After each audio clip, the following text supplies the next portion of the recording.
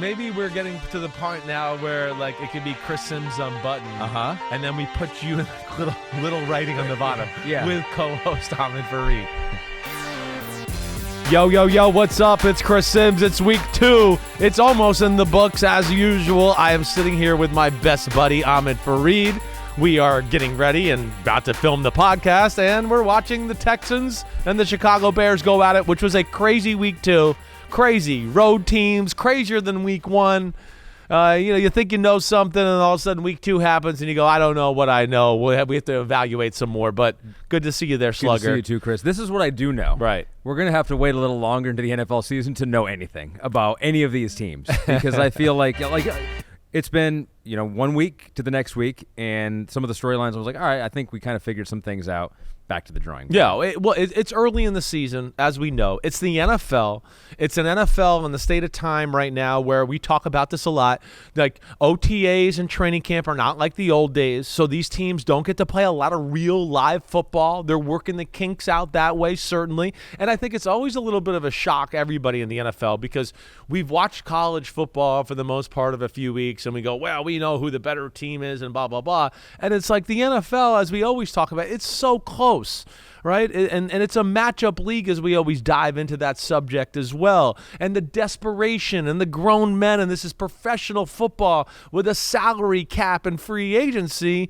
And like I always say, the difference between the best team in football and the worst team in football is just not that great. And you see that early on in the football season. I don't know about that. There's some this year. Carolina seems pretty bad. I was saying that, I was literally going, except for Carolina. That's the one place we actually might know something that will hold for the rest of the season. So we'll do it all again here. That's our promise to the homies. We talk about every game, and if you stick around long enough, we will talk about the Thursday game as well. We got late game heroics. We've got Gimme the Headlines, which we have not gone over. Those will be done live on the pod raw. We will test us. What a bad producer. He didn't even warn us for it after today. a long day of college football I yesterday. actually like it better. Let's just do it raw. We'll see about that. I like it. We'll see about that. Wait, 2 things before we start. First off, can you hear me? Because I can't hear you in the mic. No. Yeah, but that's normally on Okay, good. Sunday. I just wanted to double check. I didn't want Pete to call in 5 minutes and be like, actually, we got to start over. We can't hear you. Yeah, Pete, you can hear us, right? Right now. Yes, all right, good. good. Okay. And secondly, what the is going on? What are you drinking a healthy drink? What is going on? Well, you yell at me every time I come in here with a energy drink, so I drink at home now. I can't show you that anymore. I haven't given them up. You're hiding it from me? I hide it from you. So I come in here with a kombucha. See, that's where I know we got into. I'm your work wife, and now you're hiding things from me. Okay. Yeah. Kombucha, you really are. That's great for your immune system. It is the probiotics, and the gut, all of that. Trust me, my wife's all in on that. You've been traveling out to the West Coast. Who knows what kind of viruses you got? So good thing you're doing that. We're both 44 years old, so we got to worry about protein, fiber, and probiotics. 100%. And so that's what we're doing on this podcast. Good job. You're coachable, man. I'll say that much. Thank you. And you're lying to me, though. You're drinking behind my back. I don't know why I admitted that. All right, let's get to every game here. That is our promise to you guys. We'll start with the game of the day. Yes. The Chiefs and the Bengals, your Super Bowl team, because you said they got the Chiefs numbers. The Bengals, the Bengals are the team that know how to beat Patrick Mahomes. They showed it once again. I mean, they're in this game. There were 3 lead changes in the fourth quarter. Mistakes. We can get into some of the big plays here, but bottom line, Bengals usually start slow, but they show they can hang with the big dogs. They definitely can. I think it's a loss. It's going to hurt them. It's going to hurt the Bengals fans. We know that. But there is a silver lining, I think, to it, like you're explaining. There was a lot of good things to look at. And again, I don't think they're a team or an offense that's functioning at its highest level yet. One, because, they start slow. I think this week, and from what I understand, was really the first week Jamar Chase practiced, a full week, right? T. Higgins not back yet. They're still missing their first-round pick at right tackle, who I think is better than Trent Brown at right tackle. So, but all in all, they are a team that, like you said, shows they're not intimidated by Kansas City. They have answers for certain things that Kansas City does, and really had Kansas City on the ropes until the Joe Burrow fumble that get picked up by Chamari Connor, and that changed the game and the dynamic. I mean, they were at a point there where, what was it, 22-17, and you're going, they got the ball. They've kind of moved the ball somewhat consistently all day. Burrow looks good. It's getting to the clutch part of the game. They're going to go down and really make this uncomfortable for Kansas City, and I believe it was Tarshawn Wharton, 98, who gets the hand in there, and like when we first saw it, I went, I don't think he fumbled, right? And a lot of people didn't. But then I saw a replay, and I saw the way Joe Burrow acted, right? And you always follow that guy, right? And the guy who had the ball, and he acted like, oh, no, I got to recover it. That might be a fumble. He didn't point down right away. Point, exactly right. And those are little clues you'll look at. And, of course, the replay showed that once they got to the right angle. But, yeah, positives by Cincinnati. Some concerns still, too. Yeah, I still want more from that offense, right? I still want Jamar Chase to be featured more as we go. I did like the fact that Jermaine Burton looked really good at wide receiver. I think he's going to be someone that really stands out for them at some point during the year as a big play guy. He had the one big play, right? 47-yarder. And I hope he can continue to get infused in the offense. The other thing just to be concerned with them is B.J. Hill gets hurt today. Sheldon Rankins gets hurt. Their 2 starting defensive tackles. They're a little thin at D tackle already. That is one of their concerning parts of their team for me. So that's something to look at going forward. But like you said, it's all positive there. And, hey, it's the Chiefs, right? And the Chiefs, I think the one thing they show is they're just not a one-trick pony. I know we talk about Mahomes, and I think, and you think, and whatever. Mahomes is the man. We all know that. But like all great teams, they show that it's never about one player, right? It's about being able to lean on other aspects of your football team and their defense and their run game and what they can do there. And ultimately, they always make the big play at the big moment. They have a knack for that. They're gifted that way.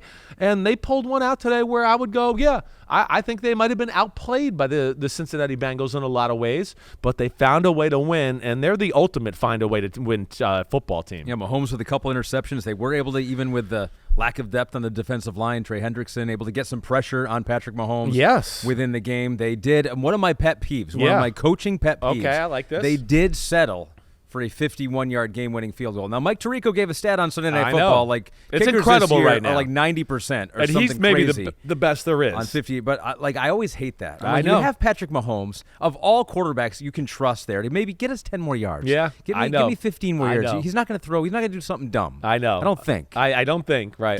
Give us a more solid field goal attempt. But he made it. It was no problem. I think it's how good these field goal kickers are. And I think it's safe to say, like, Harrison Bucker's, I'm going to say him or the guy, what is it, Boswell in Pittsburgh?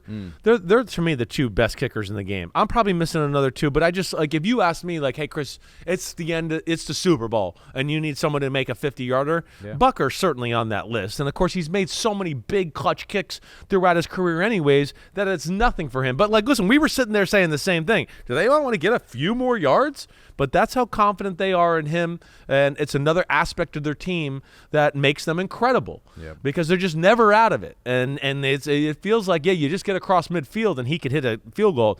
But it was a day where Mahomes did not play great. He did have 2 dumb interceptions, right? I mean, the first one was really bad. He sees Tampa 2. He's got Kelsey down the middle. He never sees the weak side linebacker. It's kind of the golden rule of that play.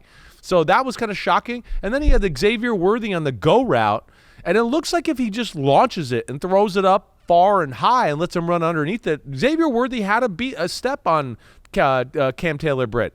But he kind of tried to throw a line drive in there and make the perfect throw, and Cam Taylor-Britt made an unbelievable one-handed interception. Oh, that's great. Right? And that when that happened there, I went, oh, man, Cincinnati's here to play. Cincinnati might steal this thing today, but of course that's not how it worked out totally. So it's almost like we're like coaches right here. We're harder on the team that won. You still got things to learn, and we're trying to pick up the team that lost here. But for Patrick Mahomes, the 2 interceptions, yes, but he also did have another deep touchdown here. And he now has 2 deep touchdown passes. Those are passes of 20 or more air yards this season.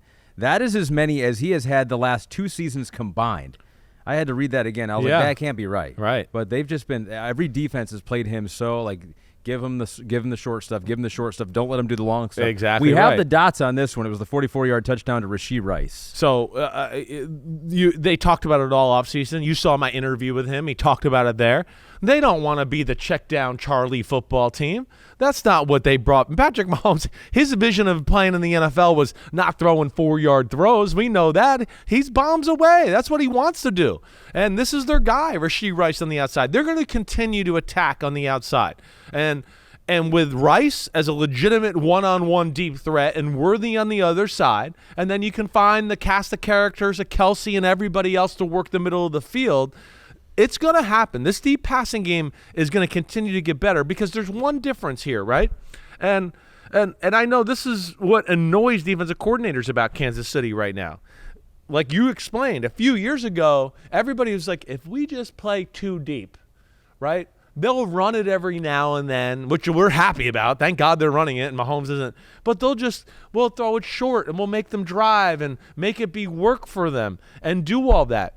But that's changed. You can't do that to Kansas City anymore. And why? Why can't you play two deep safeties, game play after play like you could? 2 words, Isaiah Pacheco. Exactly. You are my man coming up with that. That was not rehearsed. Way to go. That was not rehearsed. Who might have a fractured leg I know. At this that point. will suck if he does. But nonetheless, it shows you the attitude of their football team and that they're just not going to let you get away with certain defenses anymore. And the fact that they do have a real run game, I think, is a real pain in the ass for great defensive coordinators like Lou Anarumo, and why they had the upper hand on the Chiefs in some prior matches, because he was like, I don't have to worry about the run game. Who cares? 3-man rush, 8 people drop. I'll do this, or this. And hopefully they will run it every now and then just so I don't have to worry about this crazy guy at quarterback. So this is where they're different, and that's where you see they're winning as a complete football team, and they just got a lot of ways to do it. Game of the day. Yep. Bengals dropped to 0-2. They are 0-2 now for the 5th time in 6 seasons under Zach Taylor. This is what they do. I know. They're like, hey, we're following the blueprint. I'm not,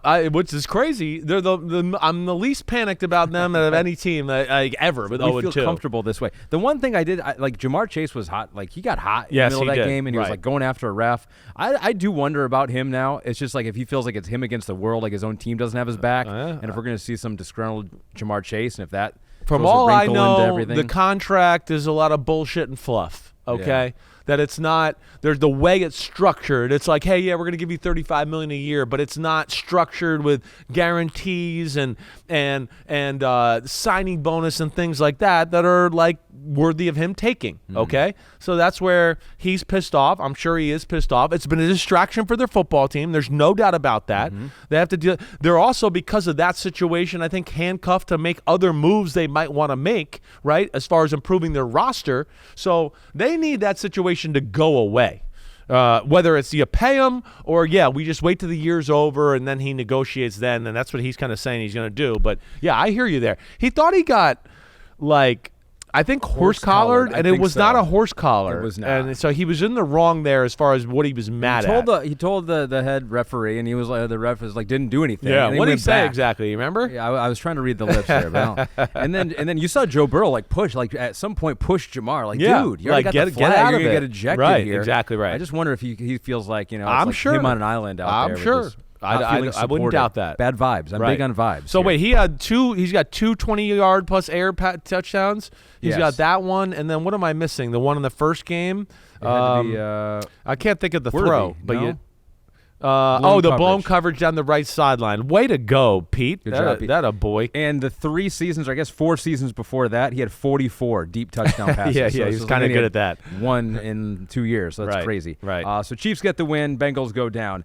Any Given Sunday is our next segment here because of the 14 games so far this week.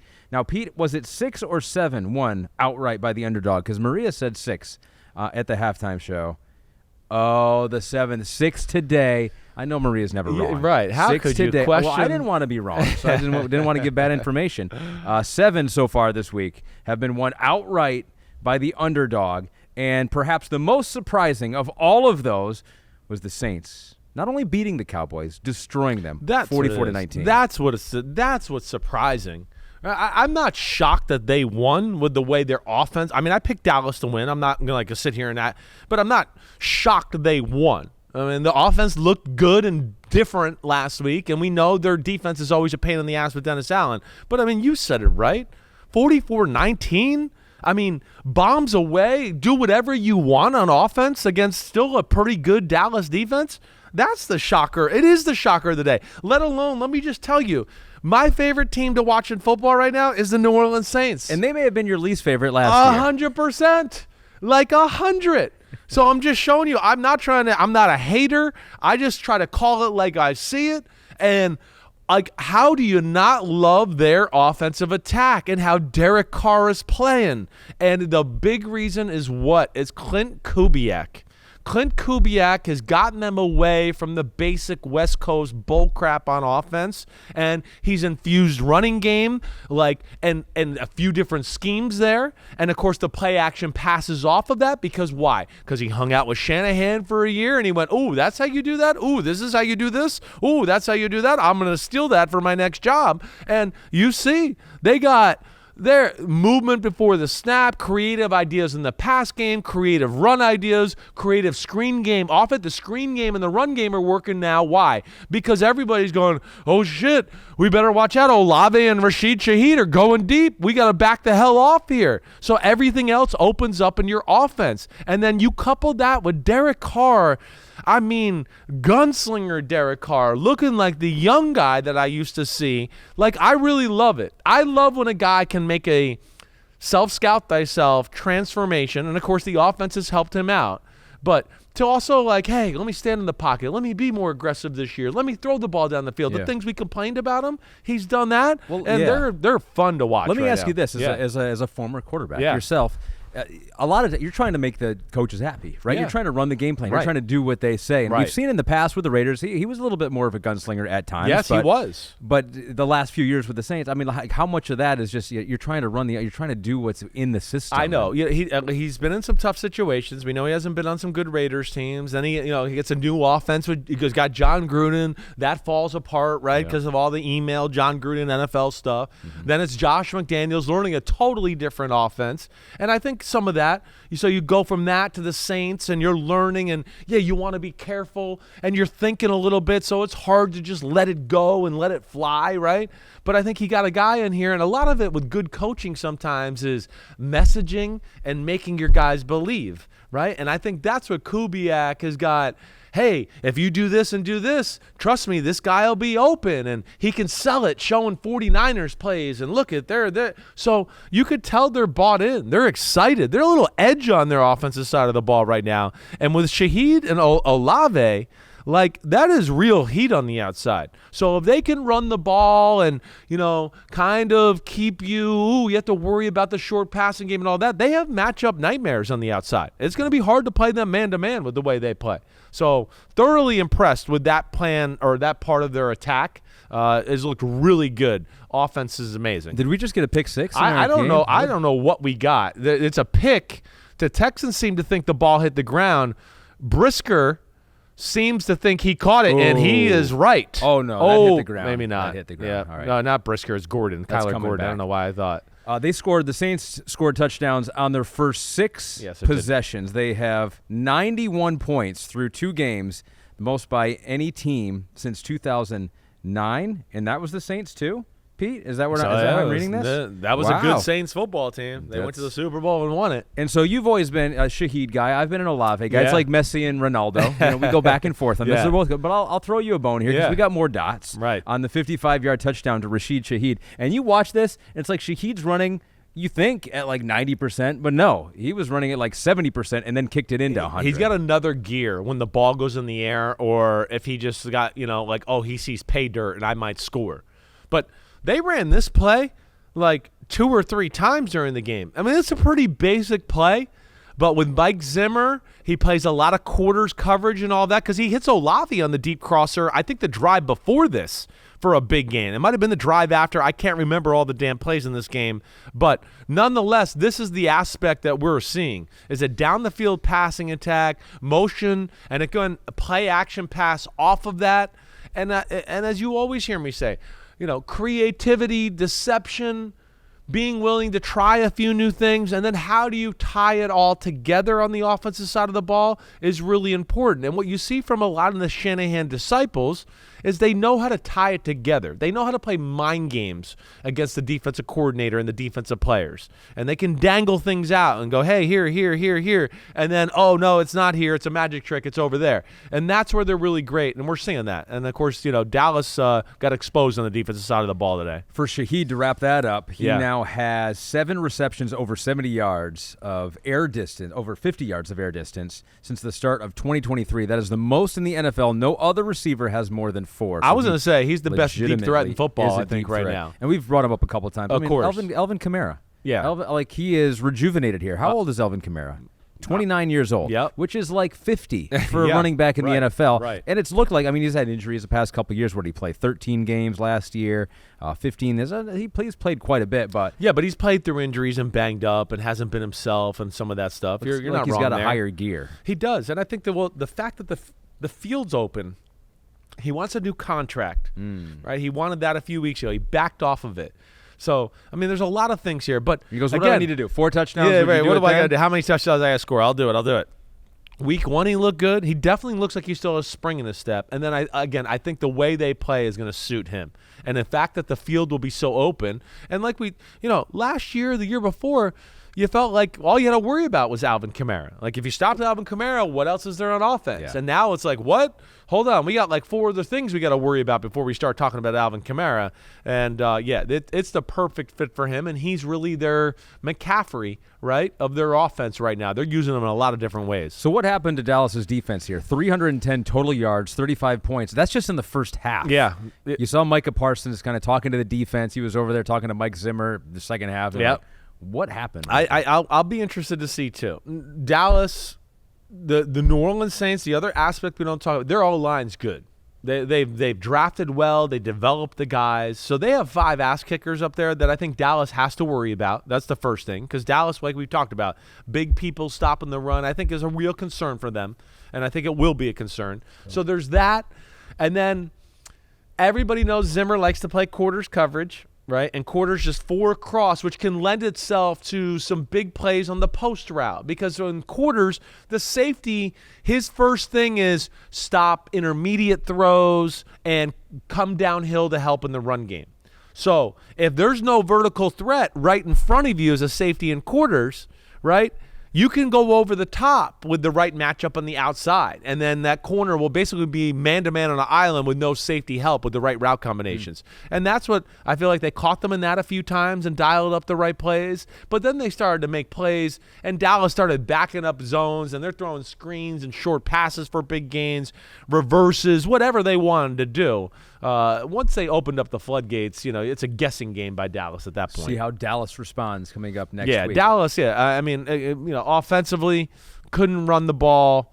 Dak Prescott made some big throws, but man, they were behind in a hurry and really put in a tough spot from the get-go. That was not an interception in our Sunday Night Football game, Bears. Right. And we called it in like 5 seconds. Yeah, it took you're them all a over. I always say a guy on his couch at home could probably be quicker than most replays in most sports. I really honestly believe that. We see a couple angles, we're like, come on, yeah, let's get this over with. When your ass is on the line and it's your job, you tend to make a don't look at feel it. You don't feel that on the couch, right? at You don't home. feel it on the couch. You tend to look at it another time or two just to make sure. It's like watching Jeopardy, be like, I could do that, and even though you don't know any of the answers. My Lions lost. Move on to that one. The Buccaneers beat my Lions 20-16.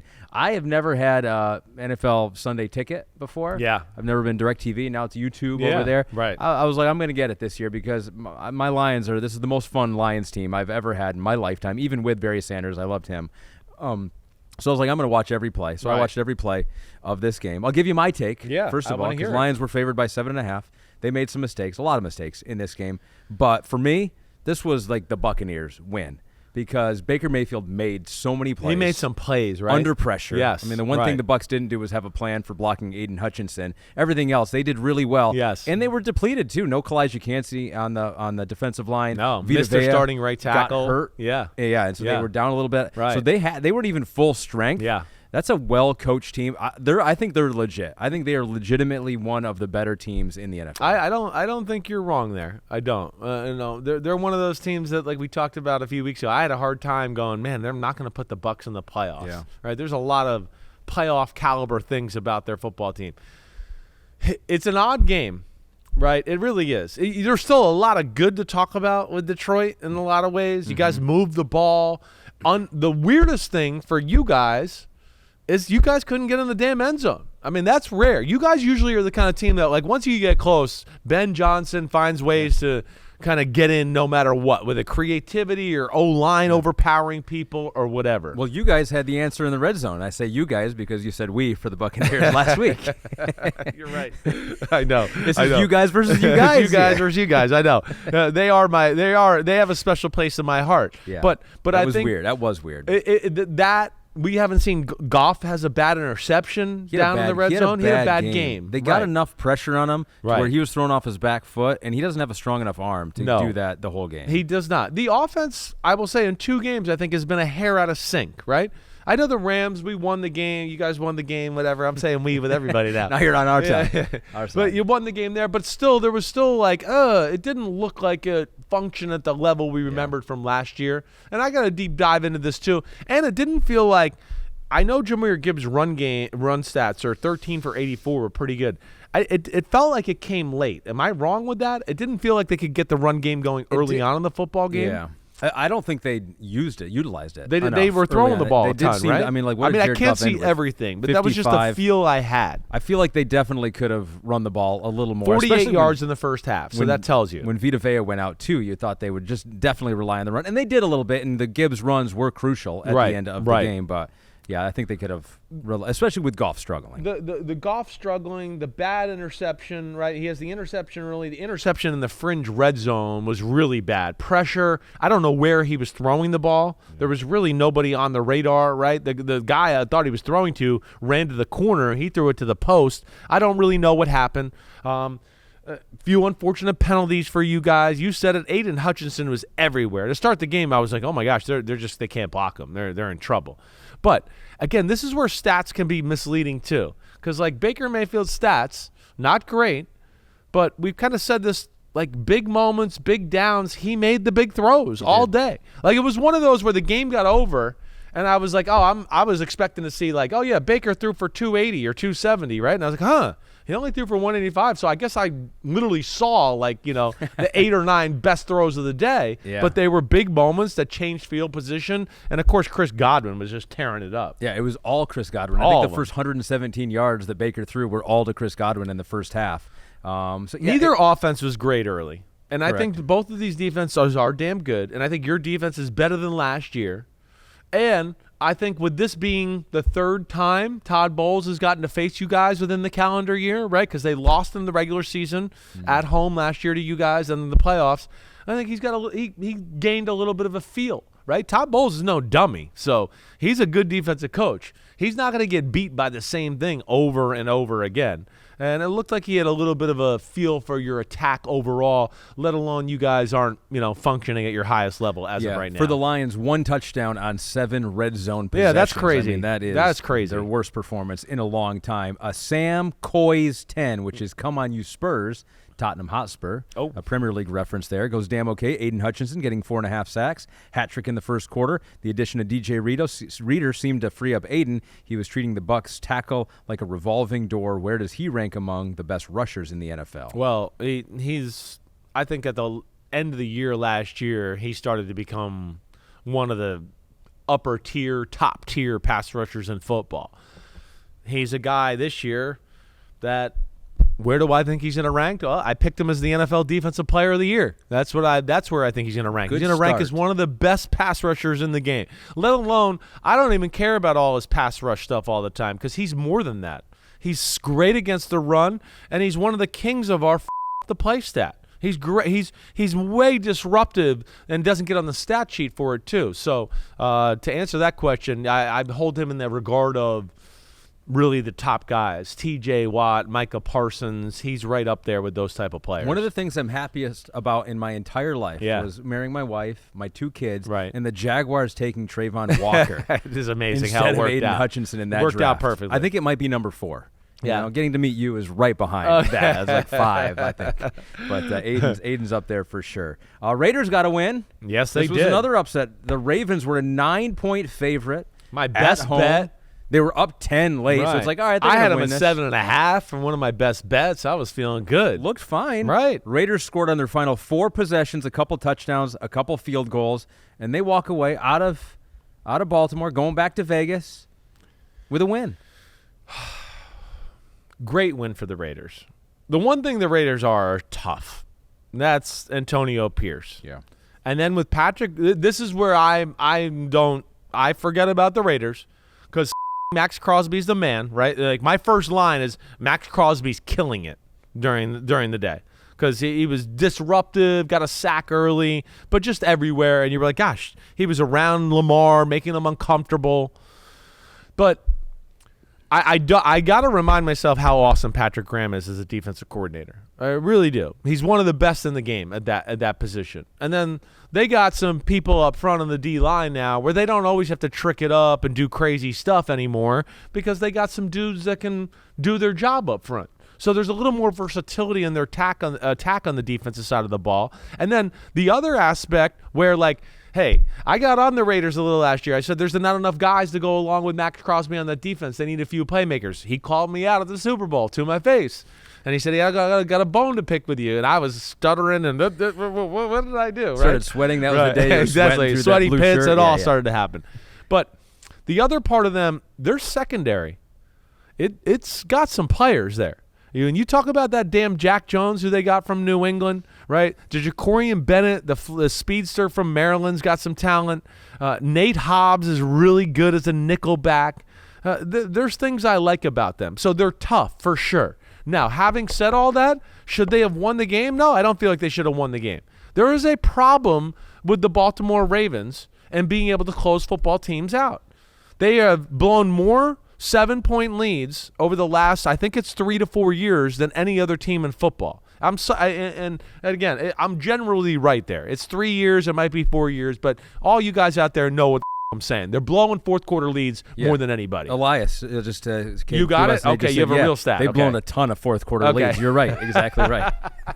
I thought you really had one. You're going to help me. He usually does. I was looking up and down. I was like, good, this is perfect. You'll clean it up for me. It's been a lot. It's been like 6 or 7 or something crazy like that. That's what it said. You're making me laugh. All right, so, yes, I mean, up by 10 in the fourth quarter. What's the problem? I mean, the Ravens did this a few times last year, too. We've seen this. They did. Why can't they put teams away? Why can't their defense make stops at the end of a football game? How can they let the Raiders and company go down on 3 straight scoring drives with that Ravens defense and lose the football game? Here's my first thing, because I've been thinking about this really all day, right? Because it's one of those where you're like, what am I missing? I know that, Lamar was good. He wasn't perfect. I hear you, but it was still good. But this is my thing that I've come to, and I tweeted this a little while ago. What are the Ravens great at? What are the Ravens great at? I don't know. And on the offensive side of the ball is what I'm saying. I really don't know what they're great at. They're kind of good at everything. Mm-hmm. They have a collection of playmakers.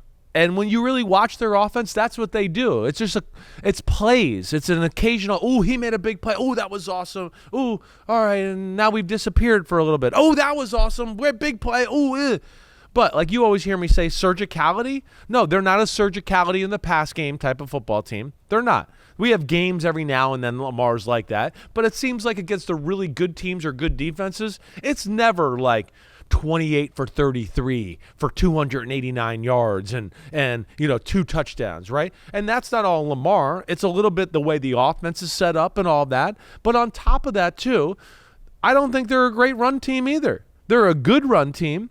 Their run stats the last few years are misleading. Yeah, they had 151 yards in this game. Lamar had 45 of those. Henry had 84. He got it going a little bit, no doubt about it. But really, like with Derrick Henry too, 2 of those, like it was 2 big runs were really his stats for the day. And Lamar, more times than not, is scrambling. It's not like it's like, we're just doing this and we're blowing you off the ball and we're running up the middle at will, right? That's what bothers me. So in those type of moments, they can't surgically destroy you with good, smart passing game, right? And it doesn't seem like in those moments when they're up 7 or 10, they can't just go, we're going to dominate you up front and there's nothing you can do. They used to be able to do that. They're not that. So that's what I come to a little bit. Their defense is damn good, but I get back into, other than Madubuike up front, there's not a front pass rusher or anybody else that's going to make a whole lot of plays on a consistent basis to win them football games. I mean, I know we've seen Odafio Way pop up and do some things there, and hopefully he can be that guy, but it's hard to put your finger on it is what I'm saying as far as exactly why they can't close these games out. It is weird when you look at it. You're like, okay, if the Raiders are going to go to Baltimore and win, what are they going to have to do? I mean, it's not going to be all on Gardner Minshew, right? They got to have some sort of running game break. They had 17 carries for 27 yards, did the Raiders. so it really was. It was just like Gardner Minshew, a few plays to Devontae Adams. They just hung in there. They Brock hung Bowers. around, right? Yeah. They hung around, and then it seems like it was ugly. It was ugly. Hey, but we're not out of it. And they put a drive together. I think they hit a big throw to Devontae Adams. It set a field goal. And then it's like, hey, we're not out of it. And then, of course, the Ravens can't sustain anything. And all of a sudden, he hits another huge play to Devontae Adams. And, oh, my gosh, they're down here ready to score. And they score a touchdown, and all of a sudden you're in a dogfight. But, yeah, and – between Bowers and Devontae Adams, it seemed like in the third, fourth quarter, they started to kind of expose Baltimore in the pass defense. I'll be excited to watch what they did because it was ugly early on. But they never made any huge mistakes. They kind of hung around and they battled, and they found a way to win it in the end of the football game. But, yeah, shocking by the Ravens. Pete has come through. Yeah. He has found the stats. There we go. The Ravens have an NFL high 10 losses in the last 5 seasons when having at least a 7-point lead. There it is. In the fourth quarter. Now, John Harbaugh, his 9th overall blown double-digit lead in the fourth quarter, most of any coach since at least 1991. So they got to 91 and they got sick of checking. They're like, we're not going to check anymore. John Harbaugh, Andy Reid's second with 8. So that's interesting because you do need to have double-digit fourth-quarter leads, and so you do need to be pretty good to get that. But for whatever reason, that has been a thing with the Ravens, especially here recently. It is crazy. It is. Andy Reid, I can understand it. There were some bad defenses some years in Kansas City there. The Ravens, you don't think they're built to. But the Ravens are built like you would think to be able to hold get a lead, hold that lead. Defense shuts you out. We're going to run the ball. We're going to chew the clock that way. And again, the offense wasn't bad. But it's like the ability to sustain drives and do things when you need it. Or like you talked about with Baker. Like the game wasn't great, but every big moment or big play, he made the play. And the Ravens seem to miss that magic in some of these football games. Okay, how about one-possession games? Yeah. The San Francisco 49ers, 3-5 in one-possession games since the start of last season. They have a tough time finishing games that are close here. They lose to the Vikings just like they did last year, 23-17 the final score. A game where they never led. They were down 10-0 in the second, made it closer at the end with a Jake Moody field goal. But Vikings, in a weird way, like just stepped on their throats from the get-go. They kind of got their number. O'Connell, I said this to Florio on Thursday in the Pick Spot. I know you've heard me say it before. O'Connell and B. Flo can match wits with a guy like Shanahan, right? And Sorensen, the defensive coordinator, whoever's on that side of the ball. But that combo in Minnesota, Brian Flores and Kevin O'Connell, I will put up against any offense and defensive coordinator combo in the game. It is as good as it gets. And Flores gives Shanahan fits. Again, the stats are okay by the 49ers, but the problem is it's 2 for 10 on fourth down. It's, we caused a few turnovers on the day. We caused a fumble because we stress your protections with all the crazy stuff we do up front. We stopped you on fourth down 2 different times. One of them was on the 3-yard line because Shanahan's like the master of cracking code, and he's like, what the is this code over here? What play is Brian Flores? What he's doing? He takes away some of Shanahan's ability to package plays together, call 2 plays to the line of scrimmage, because he always has the threat of it might be an all-out blitz, so we have to have something ready for that. I got to call my other play. I want to call 2 awesome plays, but I can only call 1 because the other play's got to be something to protect against this crazy defense he might bring against me, right? It kind of handcuffs Shanahan that way. Let alone we know O'Connell on the offensive side of the ball is brilliant against the passing game, figuring out the defensive rules, and doing that. But to get the stop, where the game was won to get the stop on 4th and 1, right? And then hit Justin Jefferson on a 97-yard gain, right, where you're going, okay, I mean, can they get out of the hole here, and just like give their offense some room? Boom, touchdown, up 10-0, and it felt like the 49ers were, playing catch up and a little frantic from that point on. He wins Sam Darnold, I'm talking about now. Yes. You just mentioned him. His first 2 games of a season for the second time in his career. Also did it with Carolina in 2021 as the Houston Texans have now picked off Caleb Williams, about 12:55 to go here, fourth quarter. Yeah, it's Strugglesville for Caleb and company. 19-10, Houston Texans. We'll keep you updated. You know it on a game that you already 19-10, but it's certainly Texans controlling the football game. All right, so, continue on. This has always been a Sam Darnold pod. Like, we have been very supportive of Sam Darnold, not supportive of the environments that he's been put in here, but you called it coming into this year. You said this is a good situation for him, and they're going to be able to do some damage. J.J. McCarthy goes down, and who knows? J.J. McCarthy was a rookie. Maybe this offense in year one, this year, 2024, better with Sam Darnold anyway. I don't think that's a crazy thing to say. It's not an indictment on J.J. McCarthy. It's just it's a guy that's talented, who's been around the NFL and had more experience and knows how to play in certain situations, got a better feel for how defenses disguise things, all of that. So I don't think you're wrong with that, and I'm loving watching this. This is what you and I defend sometimes with these quarterbacks. It's not always the quarterback, right? Sometimes it's just a bad situation. Look, he's finally in a situation, and here he is in 2 games. He's like, damn, who's played better in the first 2 games than Sam Darnold and what he's done? So he's been special that way. I know he threw an interception today. Fred Warner made an incredible play to get it. Fred Warner, too, I just got to say, is definitely one of the best defensive players in football. We can add him with Hutchinson or T.J. Watt as well, because it's incredible the first 2 weeks, all that he's done. But, yeah, Darnold understands the offense. You could tell he's very comfortable. And O'Connell's a quarterback guru. He is. But Vikings blocked a punt to go up 3-0.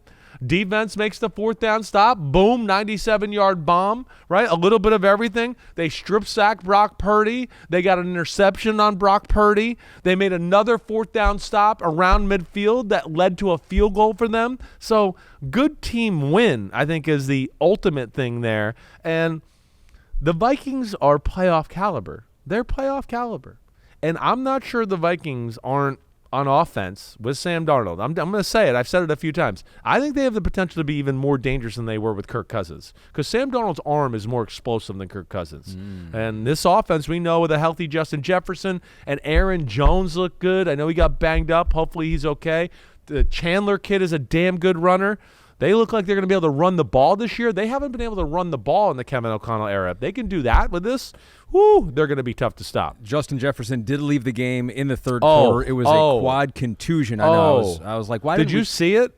No. It was like, he is going to have the worst dead leg in the history of mankind tomorrow when he wakes up. Well, he said, quote, after the game, I'm not seriously injured. Yeah. I'll be ready to go next Sunday. He will. Well, wait till he wakes up Wait till he wakes apparently. up. He's going to go, damn, I might not be ready to go for Wednesday practice, though. That's for sure. He got a knee, Fred Warner's knee, as he was kind of like diving. I mean, his knee hit him right in the thigh. That's not good. And that was uncomfortable for so him. you mentioned it a couple of times. Yeah. Let's end with this. Yeah. Because it was the 97-yard touchdown to Justin Jefferson. And for this, we're going to say it's time for Home Team Help, presented by our presenting sponsor in Lowe's, which brings you Chris Simms Unbuttoned, produced by Pete with Gabby and Morgan, Mackenzie, and then in the little print at the bottom, co-hosted as well by Ahmed Fareed there. So you mentioned this on Football Night in America. It was like you got the 97-yard touchdown, Justin Jefferson weaving in and out, but then you got Jalen Naylor getting in the way and securing the score. Yeah, a great job by Jalen Naylor getting down, Michigan State guy, right, getting the block. But watch this play. Again, first off, there's 2 things here that I want you to go back and watch, and we'll watch it through one more time here. Great move by Justin Jefferson, who was getting run down by the 49er defenders.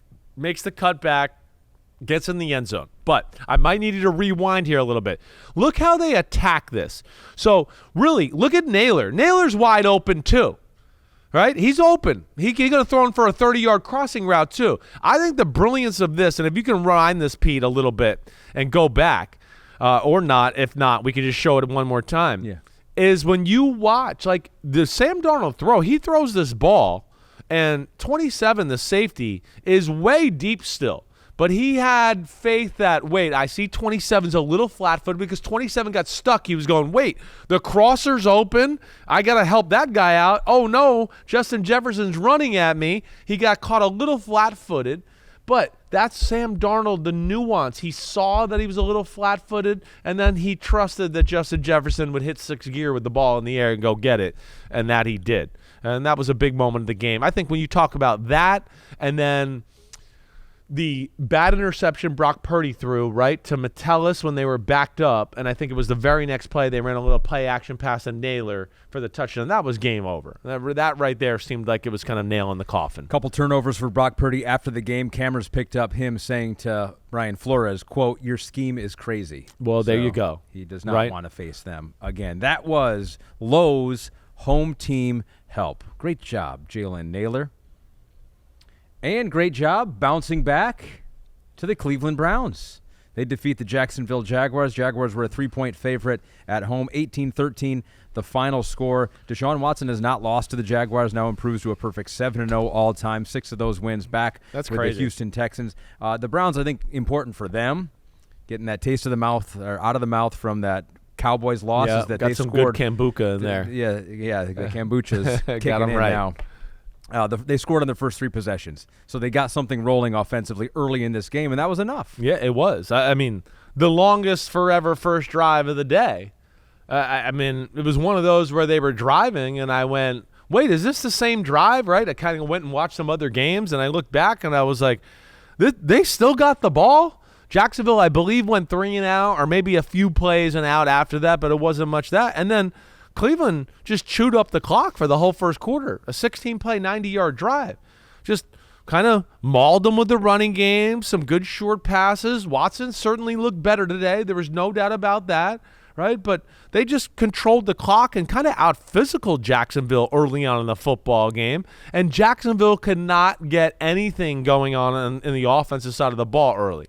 Trevor Lawrence was frustrated. The run game didn't really work. They couldn't stay on the field early on in the football game. And it just became too little too late, to come back and kind of mount a charge. They tried, but it was too hard. So what's going on with the Jacksonville Jaguars? It looked a little rainy, I don't know what the conditions were like there to try to come back and throw the ball because Trevor Lawrence ends up with a 47% completion percentage in the 14 game. for 30. So this is not great. If you go back to last year, the Jaguars now have lost 7 of their last 8 games. It's incredible.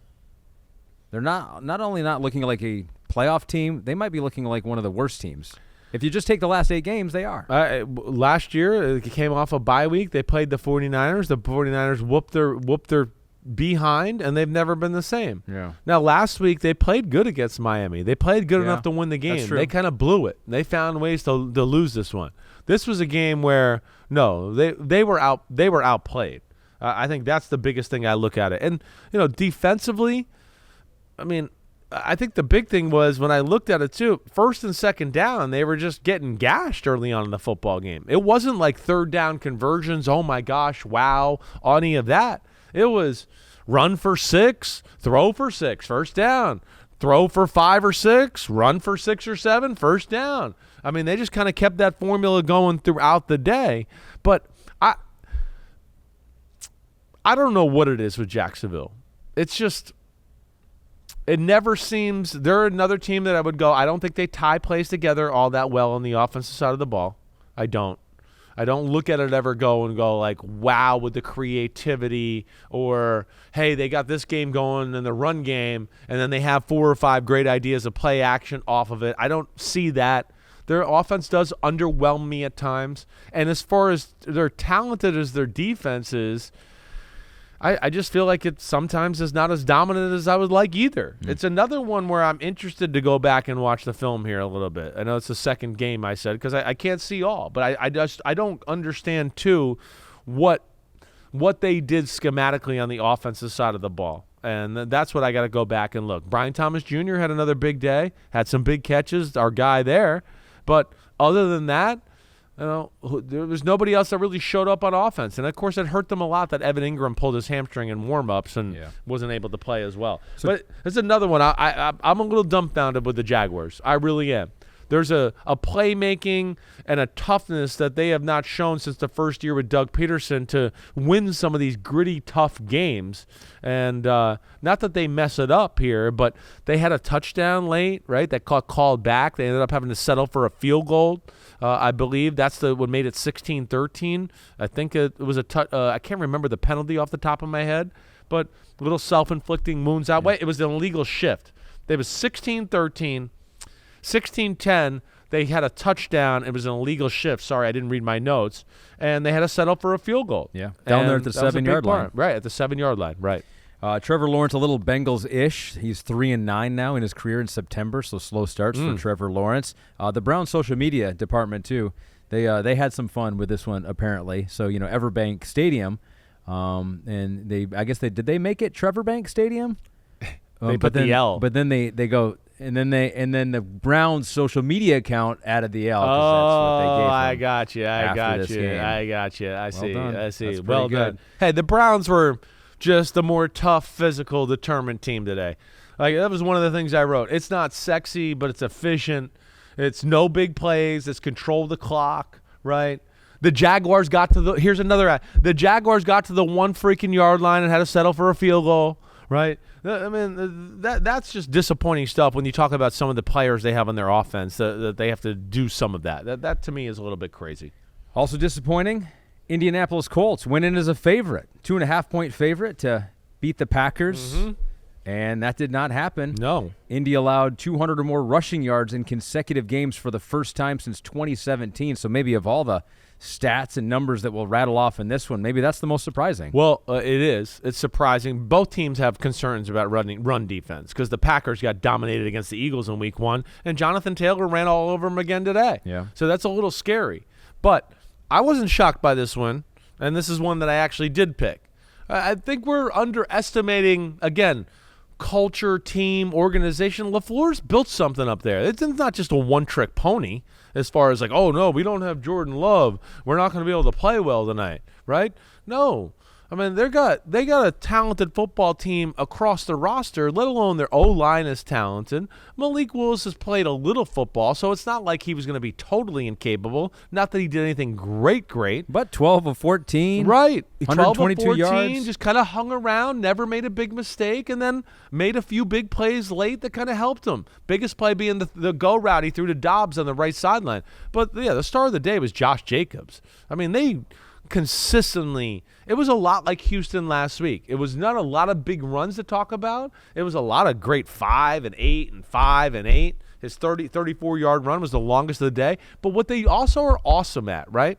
So we don't have our starting quarterback. We're going to run the ball. And I would say they're the best reverse speed sweep team in the game, too. Ooh. So when you overplay any of their strong side runs or something to one side, they keep you honest with the Jaden Reed speed sweeps or some of the other guys involved in it as well, and it's a great little wrinkle they have.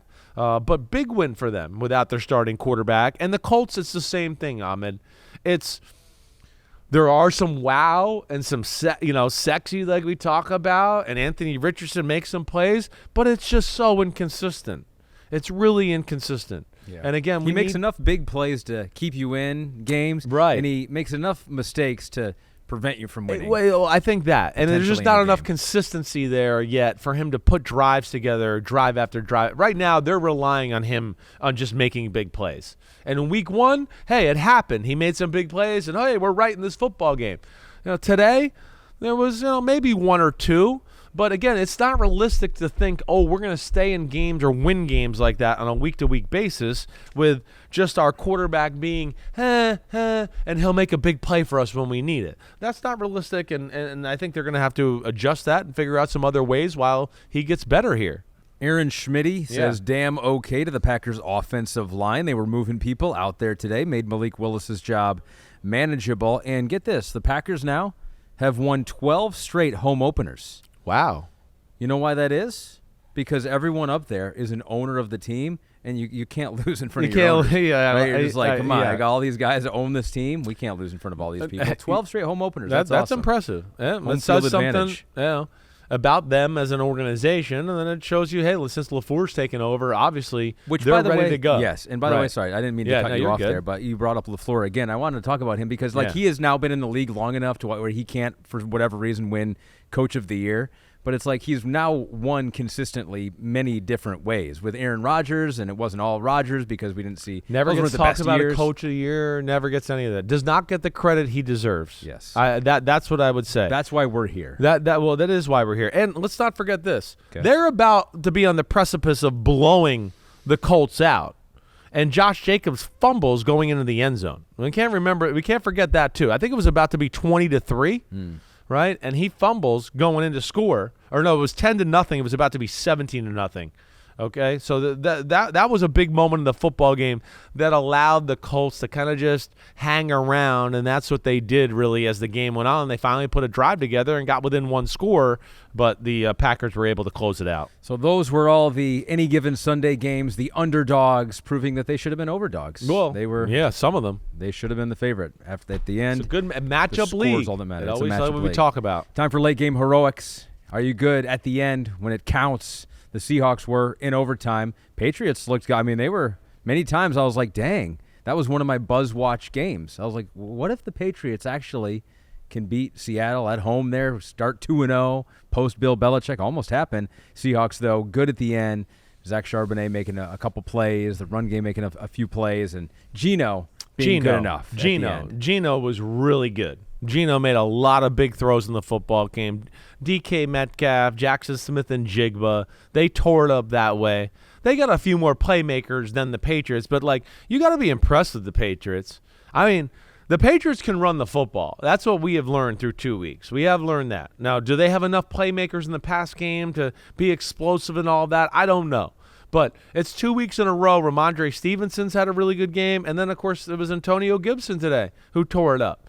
I mean, they were running all over Seattle. And Jacoby he's solid. Yeah. I don't come away looking at Jacoby go, oh, man, he's missing plays, he's missing throws. He does what he's supposed to do. If you were to give a rating of teams who have exceeded expectations or looked better than we thought, I think Saints would be number one. Saints would be number one. And Patriots might be number two. They might be number two. From what we thought they would look like. Exactly right. Looking well-coached, tough, physical, still, a pain in the butt on the defensive side of the ball, right? Even with some of the great throws and Geno had and all of that, they sometimes amounted to be nothing, where they just, we got down, we got close to field goal range, but then we got sacked and we had to punt it out or whatever. They could never really just open the floodgates as far as scoring was concerned. So you might get a few plays here and there, but New England adjusts, and Gerard Mayo and company, hey, they got some players on the defensive side of the ball. They have their formula as far as what they are and how they're going to win. They're going to try to run. They're going to try to play defense. They'll ask Jacoby to make one or two throws a game, and that they're going to try to win a lot of games 20-17 like we saw today. So Mike Macdonald is the first coach to win his first two games with Seattle since Mike McCormack in 1982. So the Mac attack. So why would Seattle ever hire a coach who did not have a last name that started with Mac from this point forward? It's a proven formula. It works pretty well so far. But yeah, that's a good start for Mike Macdonald. Like you mentioned, using the weapons on offense they have there, defensively they're going to do some things that are going to give teams trouble. Yeah, they're a legit, we're going to be talking about them in the playoff. I think so. I think their defense will continue to get better, right? I do think there's some players there, and then they're learning his scheme, which is not easy, Mike Macdonald, and what all the things that the Ravens do on defense, coverages, blitz zone, all of that. I think that will only get better, but the encouraging thing is the offense. And Geno and the passing game look real, right? Zach Charbonnet made some good plays today. The run game is going to be the thing we continue to question, and the health of their O-line. And can they stay healthy to where they can run the ball, and it doesn't have to be about Geno and everybody passing. They had one stupid moment today where they went for it on 4th and 1 on the 20-yard line. And it was stupid because they didn't get it, right? And they should have kicked the field goal because you're playing the Patriots, who are not a scoring juggernaut. Yeah. But other than that, I didn't have a whole lot of other issues. And then Jacoby taking the bad sack at the end of the game, which then led to the longer field goal, which is going to lower the trajectory of the ball and maybe make it more easy for the defense to block the field goal. Close Seahawks walking away with a win. Aaron Rodgers has finally done it. Oh, Aaron Rodgers. It's his first game with a couple touchdown passes since November of 2022. And for the second victory as a starter. Second victory as a starter. Yeah. He won first game last year. He only played 4 plays, so they won. So for the second time in Aaron Rodgers' Jets career, he has won a game. What'd you make of them? Well, they're like a little bit with Seattle. They're a work in progress, I think, on the offensive side of the ball and the passing game, and him getting comfortable, and them maybe figuring out exactly how they want to play. Like we talked about last week, he's not going to wow you with his movement or his magical plays. He can still throw the ball, right? I think the big thing is he does give them confidence in close games where I think, the old Jet teams were like, oh, I hope our quarterback doesn't screw it up, right? So they have that about them. They have shown the ball to be able to, the ability to run the ball here the first 2 weeks. I think that's the good thing, right? He's getting the ball out of his hands quickly, but at the same time, they're definitely better at pass protecting than they've been the last 3 or 4 years with whoever was at quarterback. So I think those are the encouraging things. The defense still isn't as dominant as I would have thought it to be. I will say that, okay? But either way, good win by them on the road, tough football game. Get the block punt on the Tennessee Titans. Will Levis is leading the NFL with dumb things in the first 2 weeks of the NFL. He had the dumbest interception in week 1. He had the dumbest interception in week 2. In the red zone or fringe red zone, field goal territory. Yeah. I think they were in the red zone. I don't know what the hell he was doing. Technically a fumble, right? It was a pitch back, and I right? Yeah, was that the pitch back? So that was a fumble? Yeah, was it a fumble? Right, I can't remember either. I know. Yeah. I can't remember. Yeah, I just want to be clear. And then he had the other interception to Eccles, yes. Right? Yes, all right. You're right. Exactly right. I don't want to pigeonhole him. He can only have dumb interceptions. So he can have the dumbest interception and the dumbest fumble. Correct. Right. And back-to-back weeks. You're right. And get their punts blocked in back-to-back. They have a formula, it seems like now. They are really reinventing the wheel. Some things to clean up for the Tennessee Titans. But there was one more thing I was going to bring up on the New York Jets. Oh, no. Yeah, here it is. Will McDonald, 3 sacks and a forced fumble. Someone you were very high on in the draft process, and so we like to, whenever someone that you were high on in the draft process has a big game, we like to know he's a player. He really is, and he's good at everything. And I know they're excited about him. And I talked to enough people there in training camp where they were like, Will McDonald's about to be a player. Now, what sucks is Jermaine Johnson tore his Achilles on the other side today. And now Hassan Reddick might actually have leverage for a new contract there or whatever. We'll see where that goes.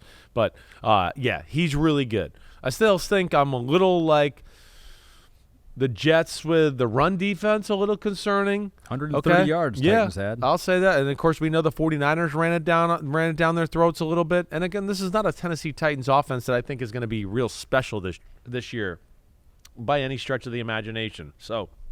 But Rodgers throws down the sidelines. That's been his best thing he's done so far, right? Back shoulders. The throw he threw to Breece Hall for the touchdown.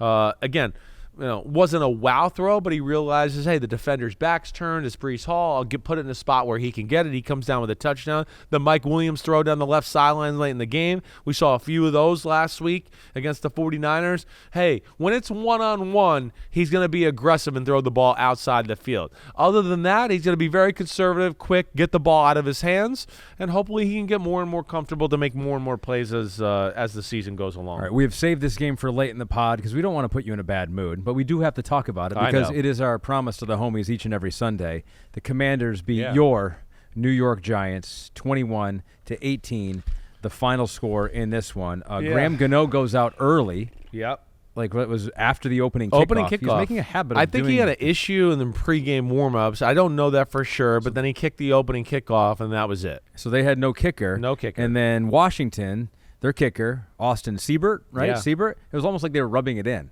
It was like, oh, you got no kicker? We're going to do is kick today.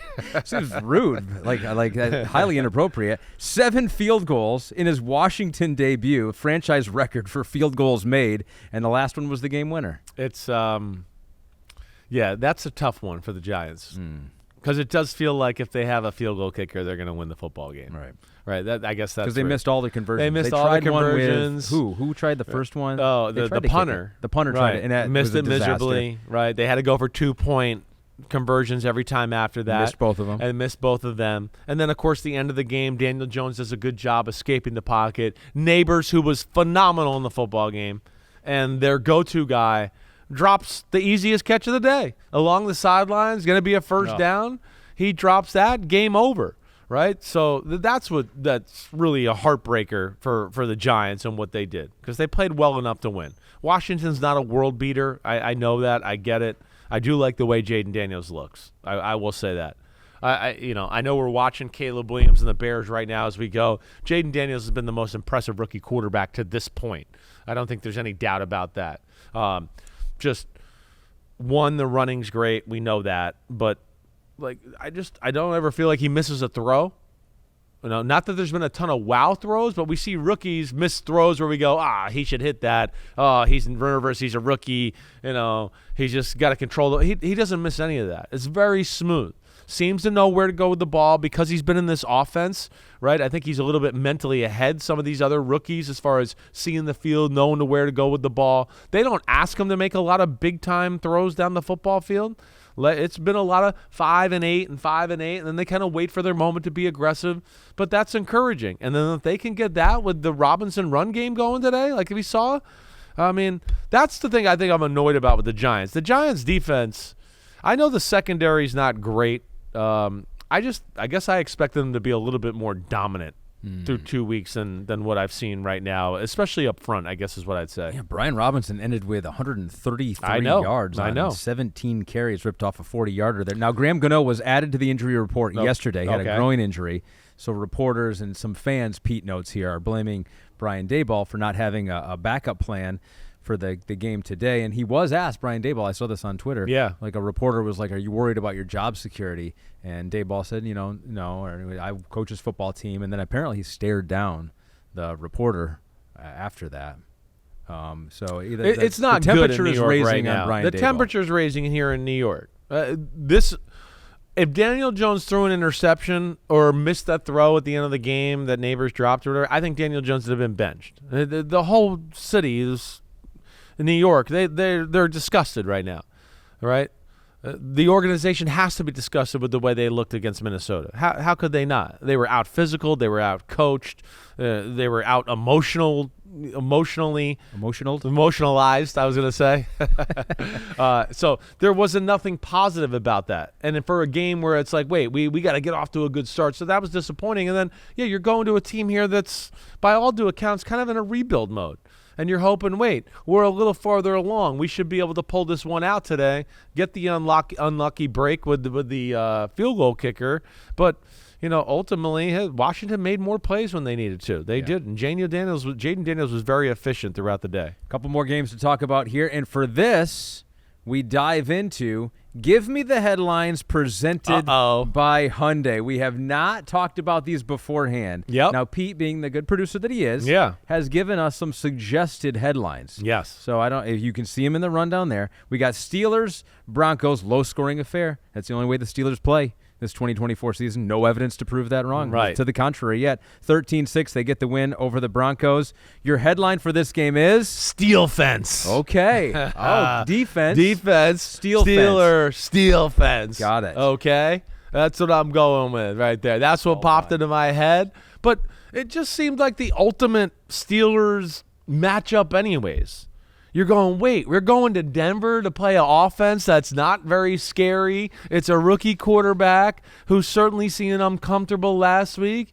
You're telling me they're going to play a team that's going to be ugly and it's going to be about physicality, and can they win the game? I mean, it was made for the Steelers. It really was. And I'll say, too, I like the way Justin Fields looks. I know it wasn't, beautiful. And, again, I don't know if their pass game's ever going to be beautiful. But he didn't miss throws. He made a few nice throws within the football game. They are showing the ability to be able to run the ball and push some people off the line of scrimmage. And their defense is showing that it's one of the best in football. It's a pain in the ass. It really is. And especially when you couple that with, a rookie quarterback where they're probably scared to kind of unlock the vault on all of Sean Payton's tricks to this point. And then you add on top of that, who is there to be really scared of in their offense? And it's that's where the Broncos are at right now. They're in a tough spot. Yeah, they got a lot of issues right now. We'll get to them in a second. But, Justin Fields now has won 6 of his last 8 starts. Not that wins are a quarterback stat, but he's now 2-0 with Pittsburgh in this one. TJ Watt, another big day, had a sack, another couple tackles for a loss. But we do have Plug and Play 16, says, hey, Chris and Ahmed and crew. Looks like another long year as a Broncos fan. I'm generally wondering if the Sean Payton offense is outdated in 2024. Saints go from Carmichael, Payton O, to Kubiak, Shanahan O, and look like a completely different team. I hear what you're saying there. I don't think it's a bad Plug and Play 16. I don't think that's a crazy thought. This is something I've definitely thought about as well.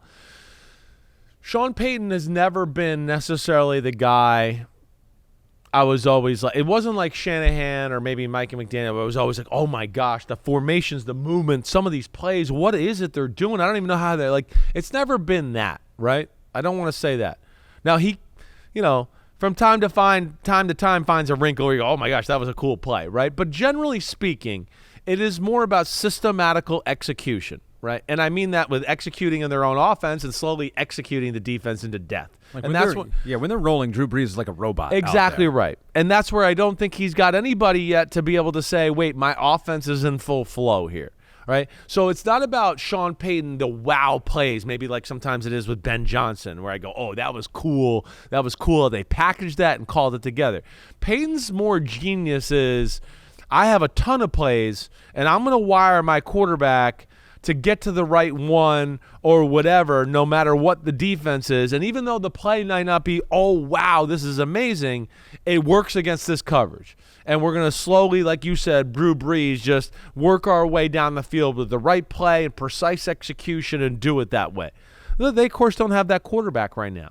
But then on top of that, what I think makes it double ugly is an offensive line that just can't say, hey, we're going to run you over, right, with no big-time running back. And then no guy on the outside that goes, a defense goes, oh, hey, it's third down. We got to double this guy. Or, oh, we got to be careful about playing man-to-man. This guy will run by us, and Bo Nix will throw a touchdown. So they got a few things they're fighting there on that side of the ball, right? But I'm not ready to say quite what you're saying at plug-and-play 16. Do I think he's totally as creative as maybe some of the other great OCs in football? No, I don't. But I still don't think he's got the team in a spot where he can show his true genius and all the things he can do on the offensive side. Still a bright enough mind to figure it out, and a rookie quarterback who's just learning things as we go. Yeah, it's tough. And he's got like, if you're Bo Nix, ding, ding, ding, you get to play Seattle and Mike McDonald in Seattle, and then you get to come home and play the Pittsburgh Steelers. Like, there couldn't be two worse defenses to start your NFL career against with the schemes, and then, of course, being in Seattle is a tough place to play, as you know. I believe my Detroit Lions have the Arizona Cardinals next week, and the Cardinals looked amazing. They beat the Rams 41-10.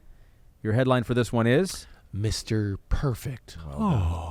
With a yawn. Yeah, he was like, that was no big deal. No big deal. Is that what that tweet meant from him? A little yawn. No big deal. So Kyler Murray is the first Cardinals quarterback with a perfect quarterback rating since Kurt Warner in 2008. It's 158.3. That's a perfect rating. Yeah. But here's the crazy. He was 17 of 21. So if he's 18 of 21, it's like he's better than perfect at that point. There's 4 incomplete passes. Oh. That's not perfect. It was awesome to watch. This was an ass whooping today. The Rams, you got to be concerned about their defense and the health of their football team. They're beat up. Excuse me, I'm burping. Yeah, you're like the Rams right now. I know, I'm I'm burping under the pressure. But, yeah, their offense is beat up. Offensive line beat up. Cooper Kupp gets hurt today. No Puka Nacua. So not only are they going into this game where we had questions about their defense, I think, in week 1 and week 2, and it was better week 1 than I expected it to be. Don't get me wrong. But you go into the game, a little worried about that, and then you go, oh, wow, man, they got injuries everywhere on their football team. This is scary. And Arizona is creative. And Arizona did a lot of good things in week 1. And the things we worried about, like in week 1 with the Rams against Detroit, about getting overpowered, it didn't happen until late in the football game. But, man, Arizona ran it down their throats. But ultimately, it all started with Kyler early on, just making incredible plays. Like, incredible. Can we show the dots of the 18-yard touchdown to Elijah Higgins, which was later in the game? It was after he'd already made some incredible plays up to that point. It was at this point where you just went, oh, my gosh, he's on fire. Right, and he can't be stopped today. He runs around like a chicken with his head cut off for 8.5 seconds and then finds Elijah Higgins in the back of the end zone. I don't care who you are. If your whole secondary had Deion Sanders in it, you got 7 Deion Sanders, not even he could cover that long. So that was an issue. But the dime he threw to Marvin Harrison Jr. to start the game, the first touchdown, right, which I'm not even sure was still a touchdown. It looked like Marvin Harrison Jr. dropped the ball. And then, oh, man. And then the little scramble, running to his right, finds Marvin Harrison Jr. wide open down the right sideline for the touchdown. That was encouraging. I like the way the Cardinals play. I like the way their offense is. And again, I think they're a little physical up front. They got creative ways and plays they run the football. And their pass game is creative too.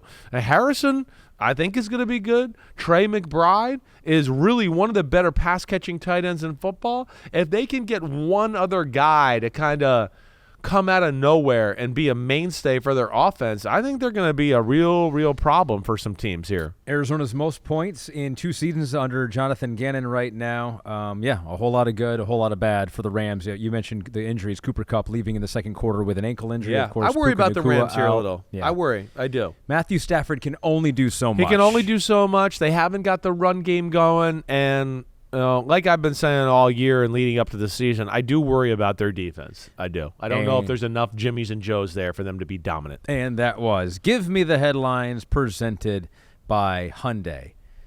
4th and 17, Sunday Night Football. Houston Texans up by 6. Caleb Williams back to pass, looking downfield, throws to the right side, and there's no one there. It has been ugly. It has been ugly. It has been ugly. It has been ugly. So let's talk about it. That will be a final. The Houston Texans.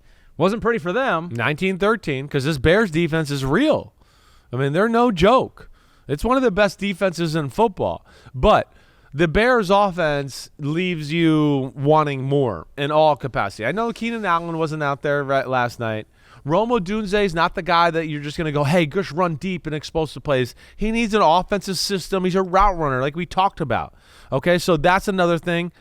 DJ Moore is really good.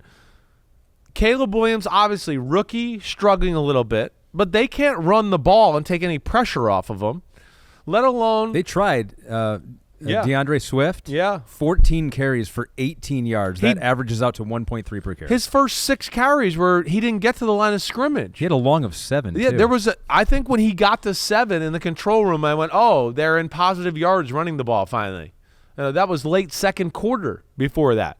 So, the way they're playing up front is concerning.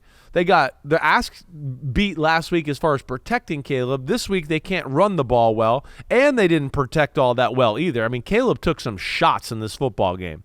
I just saw a few of them. But, I mean, Houston had at least, 5-6 sacks tonight, I would think. So but here's my other problem. I haven't seen anything out of the Chicago attack yet that I go, I like that, or this is something that they could get good at and could be a problem here, in the future.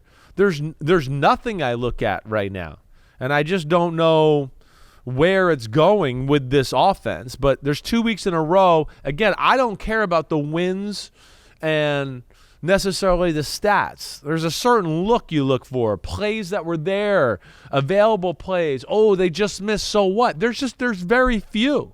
I mean, week 1, all we could talk about was, he missed one throw. We boiled down the whole game for Caleb, and he missed one throw down the sideline. Yeah, because that was the only guy that was open the whole freaking game for the most part. It wasn't like he was missing people everywhere, let alone they couldn't protect, let alone they couldn't run. Today, it was a lot of the same issues. And, I have great views when you're in the viewing room. You know that. I can see it. Skycam.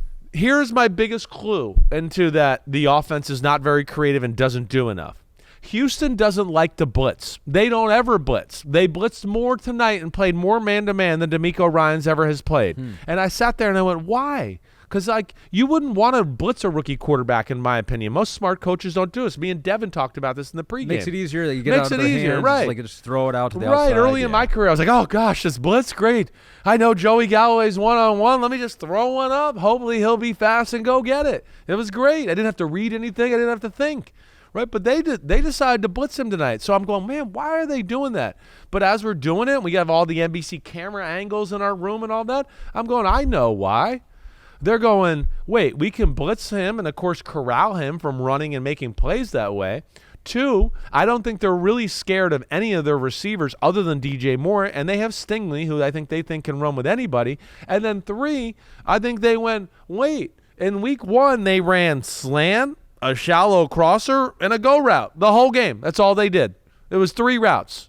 I mean, so I think they were going, we got a pretty good feel for their route tree, so we're comfortable playing them man-to-man. So that, to me, was a little concerning as well. And that's got to change. They got to find some more creative ways to attack on the offensive side of the ball. Obviously, Caleb Williams got to play and throw better. But as I watched tonight, and I'll watch this film back, just like I said last week, there really wasn't many chances. And I don't think there was a ton of chances tonight either. And they're going to have to improve it, seriously, because it does not look good on that side of the ball. Nothing real pretty for the Texans on the offensive side of the ball. C.J. Stroud, 10 targets to Nico Collins. He was his number one threat, 135 yards. But he had targets to 10 total pass catchers. They have so many guys. Trying to spread it around and keep the defense guessing. No easy tasks tonight, like we just talked about. The Bears' D is legit. Yeah. And then Eberflus is a hell of a defensive coach. So they weren't able to dominate on the run game like they did last week. And there's some players in that secondary.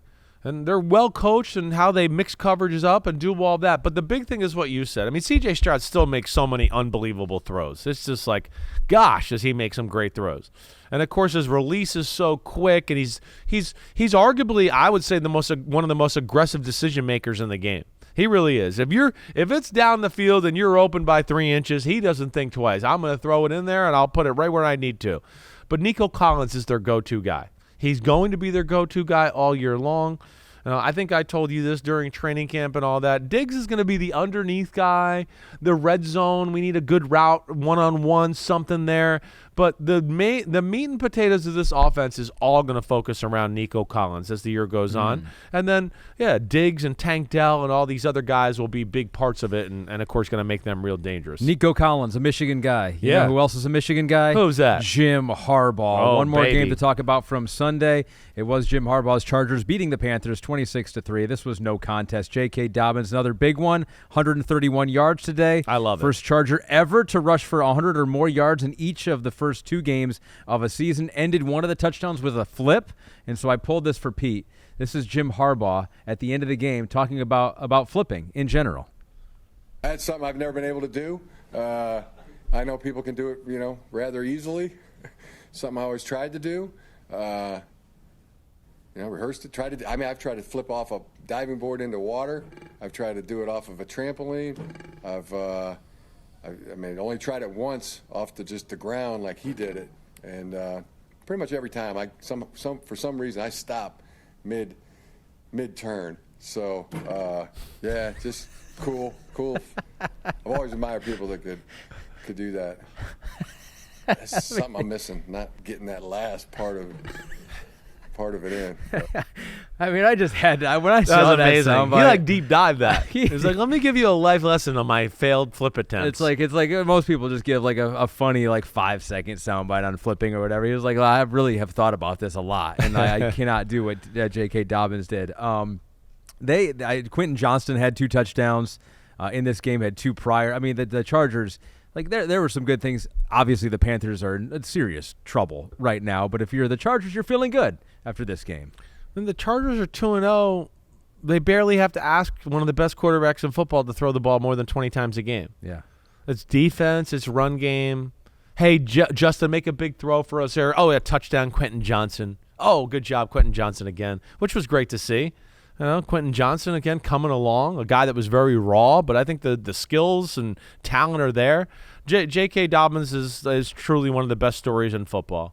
I never thought we would see this type of explosion for him ever again. But, damn, look at them. I mean, running the ball, proper approach. The Carolina Panthers don't have Derek Brown. We know they're not super talented on defense anyways.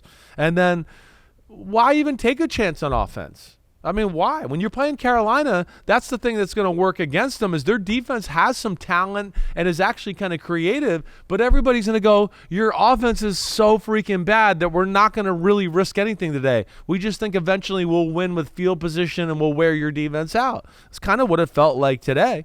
It was just like a slow death.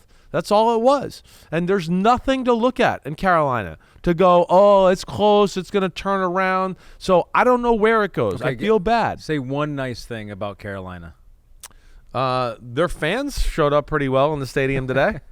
It was pretty good by them showing up knowing that their team's not very good and probably not going to win. The best showing was by people not paid by the Carolina Panthers. There's like J.C. Horn had an interception. Yeah. It was a good one. That was I good almost to don't want to talk about them He also at got all. beat deep by Quentin Johnson for a touchdown. I almost don't want to talk about them at all because their fans have been through enough, but I almost think that's more depressing when it's just like we don't want to talk about them. Yeah, that's so totally disrespectful. You're totally disrespecting them that way. But, I mean, unload on us. Hubbard had one big run down the left sideline. There's nothing that scares you in the pass game from the receiver or the quarterback standpoint there. Without Derek Brown, I don't look at anybody on their defense and go, oh, wow. I mean, they traded away Brian Burns.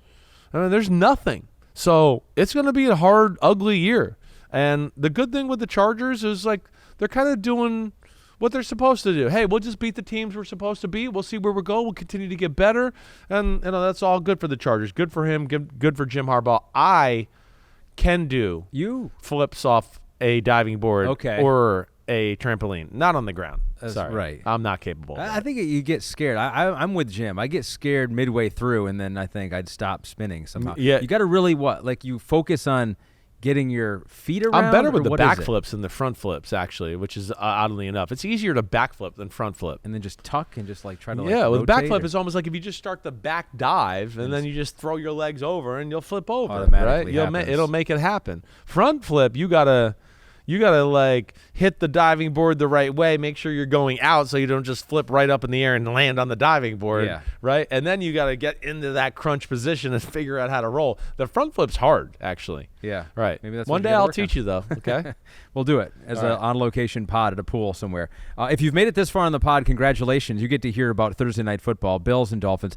Tua, obviously, the big story at the end of the game. What a bummer. That is just awful. Apparently, he's going to try to, come back at some point here. Who knows when that will be? But the story before that was the Buffalo Bills putting it to the Miami Dolphins. Buffalo Bills were the first team to crack the code on the Mike McDaniels offense, and we've seen a few teams be able to crack it ever since. What we've always talked about with Miami is that when McDaniels doesn't give them a few tricks or whatever, it's always like, oh, well, so what's going to happen? Because Tua's not necessarily the big-arm quarterback that's going to throw lasers around the field and fit in the tight windows or scramble and make big plays, right? So then they became a little stuck. They ran the ball good. That little wrinkle they have in the run game where the quarterback turns the wrong way and then he flips it backwards, that is really awesome because it does. It makes the middle linebacker pause. He's going, wait, why is the quarterback turning that way? I have to stop for a second. Oh, no, Devon Achan's there, and he runs 4-3.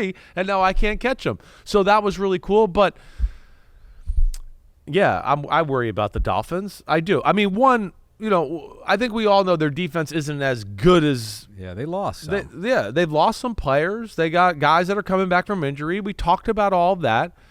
They were kind of physically bullied by the Bills. The Bills and Josh Allen is – nobody emphasizes this more. Again, you don't care about the stats. He makes the 2 or 3 plays that close the game out and end it, right? That's what he does. So that was phenomenal that way. But the big story, being Tua. And I feel for him. I feel for his family. I don't even know where I'll go. I know he's going to get tests this week, right? I think the thing that jumps out to me more than anything was how routine that tackle was and the fact that he was that wobbly from such a mild tackle attempt by Damar Hamlin. That's what scared me, right? That's where I was like, man, he's out like that on that type of tackle. What's going to happen if that happens again and somebody else lowers their head to come in and tackle him like with proper form, right? And now like really drills them that. That's what would scare me going forward. So I hope they think about this long and hard. I know he's going to see the right doctors. They got good people down there. Mike McDaniel's a good person. He's going to, make sure they do right by him, and they're going to have all the proper help around him. That's for sure. But that's a devastating blow. We know because of the contract and what he is. He's the point guard for their team. They had high aspirations, and that almost like takes the air out of your balloon for the year in a big, big way to where it's going to be hard for them to restart the engines this week and feel good about going into week 3. Skylar Thompson, the former, I believe, 7th round Skylar Thompson, pick. Kansas State. But the Buffalo, just to show a little more love there. Yeah. I mean, we know Josh Allen's awesome. Man, Cook's got it going. Cook looks like he has learned how to play running back in the NFL. Stop dancing. Hit the hole hard. Wait, nothing's there, coach? Yeah, coach, this isn't Georgia anymore. Nothing's there. We can't bounce it outside and lose 5. It's like, no, put your head down, smash it in there, get 3 or 4. We'll play another down. But all of that was really good, let alone I just think Sean McDermott on the defensive side of the ball is one of the best defensive coaches in the game. He's great. Doesn't matter who's back there. No, it really doesn't. It's incredible that way. Who's healthy? Yeah. Okay. Yeah, okay. I'll figure it out. I'll put you here, put you there. And he's got a great feel for that McDaniel offense. And I'll say Joe Brady has definitely made them a tougher offense. That's the one thing that is definitely encouraging by them as they find who their main targets are going to be in the pass game. Dalton Kincaid did look good, though. One more game to go. That's Monday Night Football. Falcons at Eagles. You were 3-0 on your best bets last week. I told you don't lose any of those. I believe this I'm year. 1-2 now today. Okay. You predicted the Eagles to win. Yes. 30-21. Are you doubting yourself now, or are you sticking with your pick? Well, what does change my thought a little bit is A.J. Brown's not playing, right? Yeah. He has the hamstring injury. Yeah, correct. So that's a little bit of a definite advantage that Atlanta has there. So if you could change your pick, would you do it right now? No, I'd still go the Eagles. Let me just say I'll maybe take the line's 5.5. So if you're still Eagles by 6, you're still on Philly. Yeah, I was going to say I was going to take a field goal away because of no A.J. Brown. Maybe I should take away more than that. I don't know either. All right, I would say 24-21 if you made me do it all over again. Does this count, Pete? So I'd have Will this no, count? it doesn't count. Florio Why? will never let that happen. Man, he would not let that happen. Okay. But what I've realized is Florio's obsessed with our picks. All he does all day is root against me. That's what I've realized. See, that's I'm just watching the games and enjoying it. He's looking at Yes. me like, and I'm like, what? And he's like, you pick them, I pick them.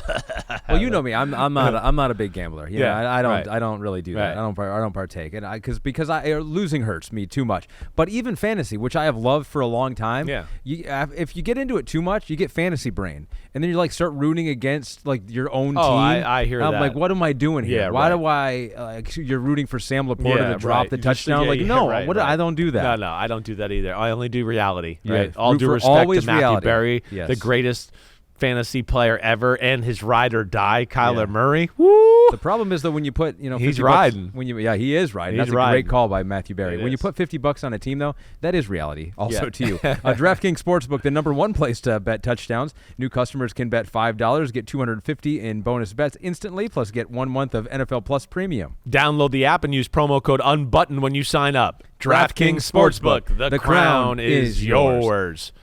All right, that's it. There's a show. That's a show. Well, yeah, we did it. We talked about them all. I was like, wait, did we talk about the Sunday night game? It's late, and I'm already forgetting, Yeah, we okay? You know where to find us. We'll be back Wednesday with our, that's right, Pick 6, because nobody throws Pick 6 better than Simms, You've all right? only thrown 2 in your NFL I've career. only thrown 2, but damn, Ed, those 2 feel like 100. That's all I can remember. All right? Ahmed, thanks as always. Of course. You were on the West Coast yesterday. You were a dedicated, unbuttoned soldier. I will okay? never miss this show You are until the I best. do, but that was for some weird And reason. give your Kambuka some props Finish there. it It right helped you now. out. Finish You it. know where to find us. We'll be back Wednesday. Subscribe, rate, review. Everybody have a good few days. Enjoy that Monday Night Football game. Peace out, homies. Clap it up. Clap it up. Oh, Josh. Jeez. Loves that Kambuka. Oh, Run the animation. we probably went long. Yo, homies, thanks for watching. Yeah, it's time. The NFL season is here on Chris Simms Unbuttoned. You can hit subscribe to get all the weekly picks, plus our Sunday recaps as the games are happening. Oh, you know it. Nobody does that better than us. Thanks again for watching. Remember to subscribe. Peace out. We'll see you next time on Unbuttoned.